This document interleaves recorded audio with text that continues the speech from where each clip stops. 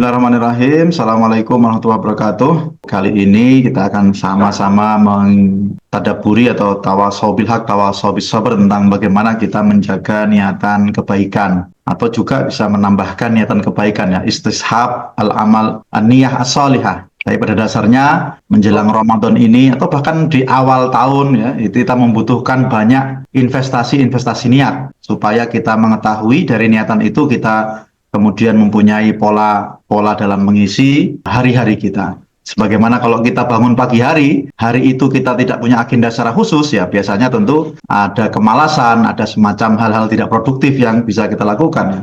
Tapi kalau hari itu sudah ada niatan-niatan, agenda-agenda, acara-acara, maka kita akan mencoba untuk mengalokasikan waktu dan merencanakannya dengan baik.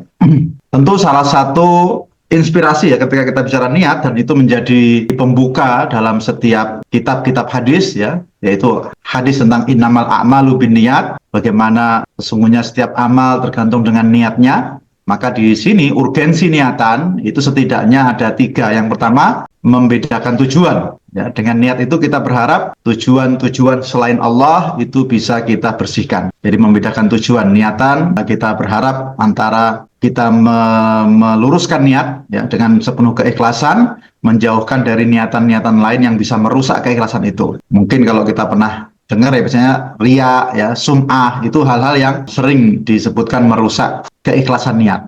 Kalau Imam Al-Ghazali sering menambahkan ya, hal yang merusak tujuan atau niat kita diantaranya adalah hududun nafsi. Hududun nafsi itu adalah kepentingan pribadi, ya, kecenderungan pribadi. Orang melakukan satu ibadah bukan karena Allah, tapi sebenarnya dia punya kecenderungan pribadi. Misalnya, mungkin ada yang berjihad bukan karena Allah sepenuhnya, tetapi memang dia orang yang sangat suka hal-hal keras seperti itu, atau hal-hal yang menantang seperti itu. Atau dalam konteks puasa saya kira tentu niatnya harusnya karena Allah, tapi ada juga yang kemudian sibuk meniatkan bahwa itu bisa menjadi momentum untuk diet misalnya, mengurangi berat badan. Nah, ini adalah hududun nafsi yang disebut oleh Imam Al-Ghazali, yaitu orang menturutkan kepentingannya. Jadi dari sini kita bisa membedakan ya, bahwa beda antara taat dan minat gitu. Kalau taat ya mungkin ada berat-beratnya dikit ya. Kalau minat itu karena tadi ada unsur kepentingan pribadi yang dituruti. Kemudian niatan secara umum membedakan jenis ibadah. Ini tentu kalau kita puasa misalnya, ketika kita ingin mengqadha puasa Ramadan, maka di situ ada niatan yang harus jelas, apakah itu niatan qadha atau jangan-jangan itu niatan sunnah syawal misalnya. Nah, itu membedakan jenis ibadah. Begitu pula kalau kita sholat jamak takhir isya dan maghrib, maka ketika kita sholat yang pertama tentu kita memastikan itu sholat maghrib dulu ya, atau sholat isya dulu, atau mohon maaf jamak takhir asar dan duhur. Kita sholat di waktu asar, maka kita perlu memastikan yang kita lakukan pertama kali itu adalah sholat duhur dulu atau sholat asar. Nah, yang membedakan jenis. Nah, yang ketiga ini yang sering yang menjadi penting adalah istishab niyah sholihah. Niatan itu untuk menambahkan dari yang awalnya mungkin tidak berpahala atau statusnya netral, kemudian menjadi berpahala. Dari sesuatu yang awalnya rutinitas, fitrah, kemudian menjadi berpahala. Maka di sini kita lihat bagaimana Mu'ad pernah bertanya kepada Abi Musa. Ya, dua-duanya ketika itu pernah ditugaskan ya dalam satu ekspedisi dakwah. Mu'ad memutabaahi ya, kaifa taqra'ul Qur'an, bagaimana engkau metodemu membaca Al-Quran sehari-hari? Maka dijawab, qa'iman wa qa'idan wa ala rahilat wa atafawwaquhu tafawuqan. Nabi Musa menjelaskan ya bahwa beliau senantiasa semangat di dalam menjaga tilawah Quran. Jadi ketika berdiri, ketika duduk, bahkan dalam perjalanan, beliau berusaha sepenuhnya untuk memastikan program tilawahnya itu berjalan dengan efektif ya. Nah, sementara kemudian Mu'ad menimpali menjawab dengan agak lebih santai ya. Beliau mengatakan, amma ana fa'anamu wa akum. Kalau aku tidur, aku sholat biasa, fa'ahtasibu naumati kama ahtasibu qaumati. Tapi aku berharap ketika tidur, aku mendapatkan pahala sebagaimana ketika bangun atau sebagaimana ketika sholat.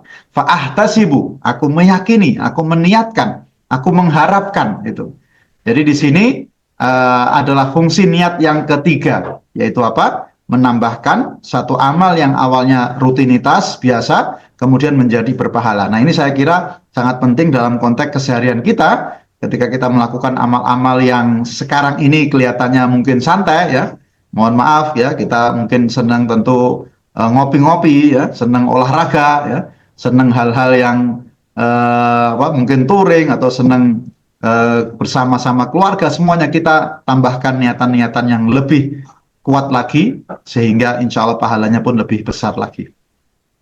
Kita masuk ke perang Tabuk ya. Perang Tabuk adalah perang yang berat. Perang yang berat secara jarak. Karena itu adalah perang dengan jarak paling jauh ya yang ditempuh Rasulullah dan para sahabat. Berat juga secara musuhnya karena kembali bertemu dengan pasukan Romawi, yaitu negara besar kuat adidaya waktu itu. Dan berat juga secara kondisinya. Madinah sedang dalam musim panas sekaligus musim panen. Itu kalau hari ini orang sering staycation di kebun-kebun mereka, bikin kemah di kebun-kebun kurma, ya, minum, makan-makan bersama keluarga. Maka ini berat bagi para sahabat dan kita tahu di sana ada golongan yang pertama bersemangat, bahkan berlomba. Kita tahu Abu Bakar dan Umar bin Khattab berlomba untuk mengoptimalkan partisipasi mereka dalam perang Tabuk. Maka mereka menyumbangkan dana begitu besar. Ada golongan yang pertama yang semangat menyambut bahkan berkorban luar biasa. Termasuk juga Utsman bin Affan. Tapi golongan kedua ada kaum munafikin yang luar biasa. Ada orang-orang munafikin yang jelas-jelas mendatangi Rasulullah lalu menyebutkan alasan-alasan. Dari alasan yang masuk akal sampai alasan yang tidak masuk akal. Yaitu mereka mengatakan, ya Rasulullah jangan fitnah kami. Aku ini orang yang paling tertarik dengan wanita. Jangan-jangan aku tertarik dengan wanita kulit putih. Ya, engkau memfitnahku ya Rasulullah. Lebih baik aku tidak ikut. Ini bayangkan ya, sampai alasan pun alasan yang kelihatan secara moral masuk akal gitu ya. Jadi tidak mau tergoda, maka jangan suruh aku untuk berangkat.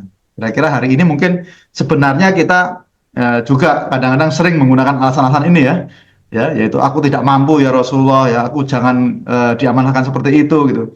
Alasan-alasan etik moral. Ternyata orang munafikin dulu lebih duluan ya mengatakan jangan, tapi dengan tentu tidak karena kejujuran, ketulusan ya, tapi karena ingin menghindar dari kewajiban tersebut. Bahkan orang-orang munafik ketika itu, mereka juga sempat melakukan pencitraan, yaitu berkemah di batas Madinah, di pinggir kota Madinah. Ketika Rasulullah berangkat, mereka malah kembali ke Madinah. Ya, ini pencitraan, mundurnya orang-orang munafik ini sudah 2 kali, ya dulu sebelumnya dalam perang Uhud juga demikian. Nah, kita tahu ada golongan ketiga, mereka yang semangat tapi tidak bisa berangkat. Karena uzur keterbatasan. Bisa dibayangkan perjalanan yang jauh membutuhkan transportasi yang luar biasa, bahkan satu kendaraan itu untuk 2 orang. Sudah dihitung, mohon maaf, untuk 3 orang. Untuk 3 pejuang. Satu kendaraan, baik onta, ya, itu untuk 3 pejuang. Itu pun masih tidak cukup. Maka Al-Quran menggambarkan ada 7 orang yang mendatangi Rasulullah, meminta dipastikan keberangkatan, tapi tidak bisa berangkat. Wa 'alal ladina idza ma atau kalinahmilahum qulta la ajidu ma ahmilukum alaih. Rasulullah mengatakan tidak ada kendaraan untuk membawa kalian. Jadi ketika Rasulullah sudah mempertimbangkan, menghitung, kemudian benar-benar tidak bisa 7 orang ini berangkat, maka tawallau wa yunuhum tafidu minad dam'i hazanan alla yajidu ma yunfikun. Mereka menangis bercucuran air mata karena kesedihan. Ini menunjukkan ketulusan niat mereka dalam ikut. Mohon maaf ya kalau kebiasaan ya, misalnya ketika kita belum kuat secara iman, ketika ada kesempatan tidak mendapatkan fasilitas untuk berangkat, ya, ada uzur, ada hambatan, biasanya kita mungkin malah merasa ya wes kebetulan gitu kan, ya wes kebetulan karena tidak ada kendaraannya atau karena memang tidak memungkinkan. Tapi ini mereka tidak jadi berangkat dan menangis, ya, menangis kesedihan karena tidak mendapatkan kesempatan untuk ikut berangkat.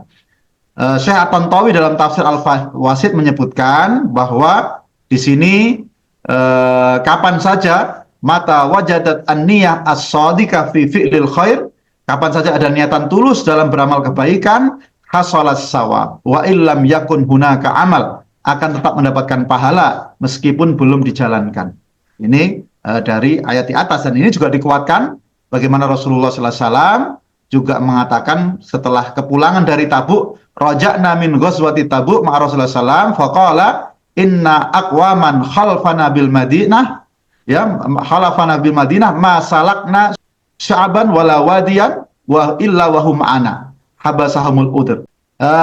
Anas bin Malik mengatakan ya, bahwa Rasulullah sallallahu alaihi wasallam ketika pulang dari Tabuk mengatakan bahwa ada orang-orang yang kita tinggalkan di Madinah tidak ikut bersama kita menempuh celah bukit atau lembah, tapi mereka bersama kita dalam pahala. Maka ini menunjukkan apa yang orang-orang yang tadi yang ketinggalan karena tidak bisa berangkat, mereka tetap mendapatkan pahala. Ya, mereka mendapatkan pahala karena ketulusan niat itu.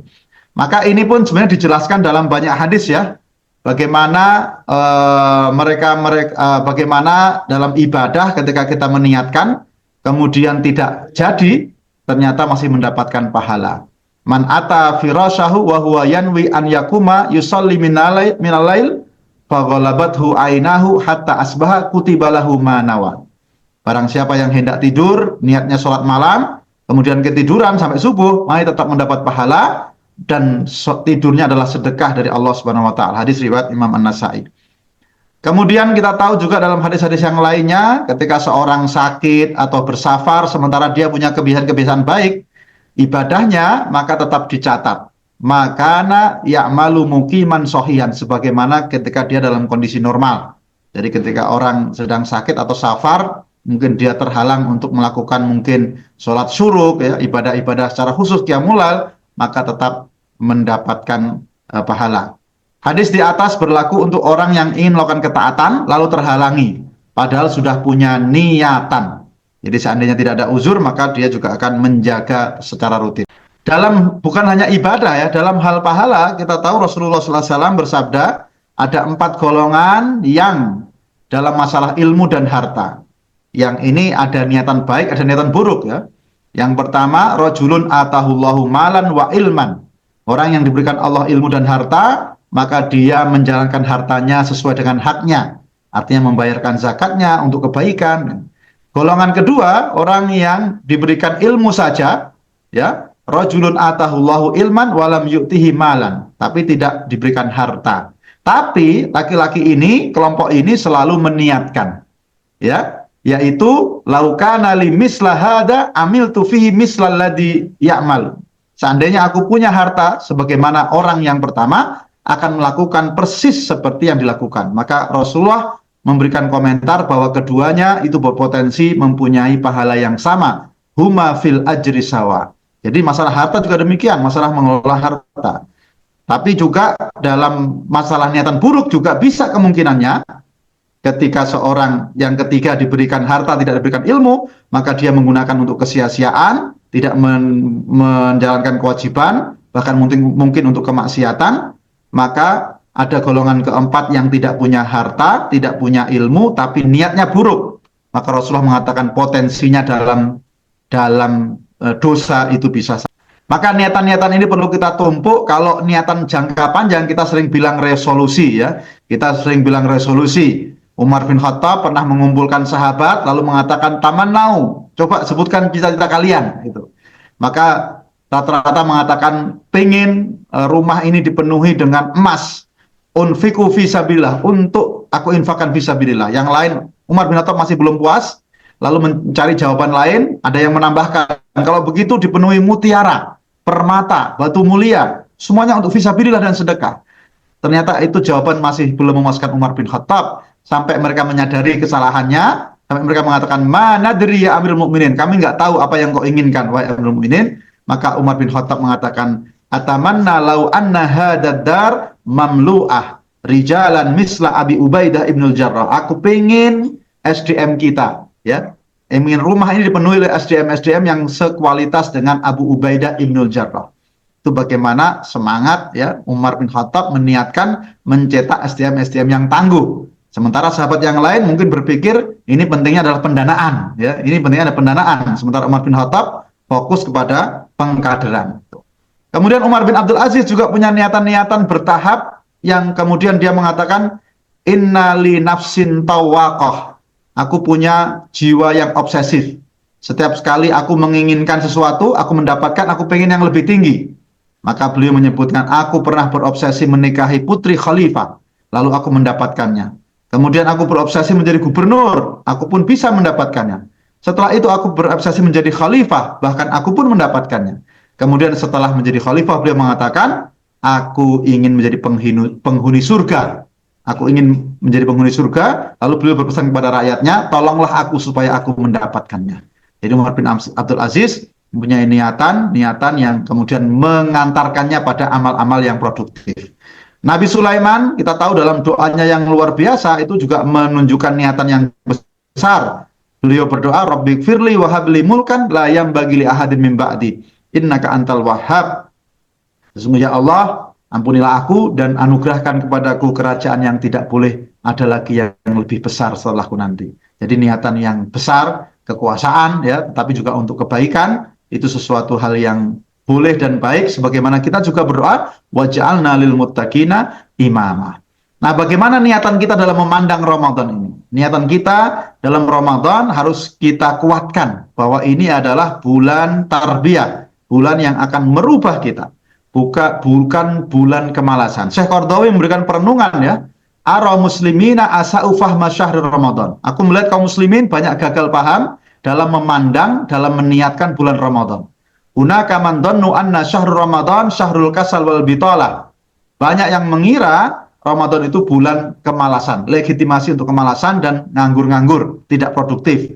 Wa hunaka man dhannu anna syahra Ramadan, bahkan ada yang membagi bulan Ramadan lebih ekstrim lagi, yaitu apa? Dia adalah bulan makan dan minum di malam hari sepanjang malam dan bulan tidur-tiduran bermalasan sepanjang siang.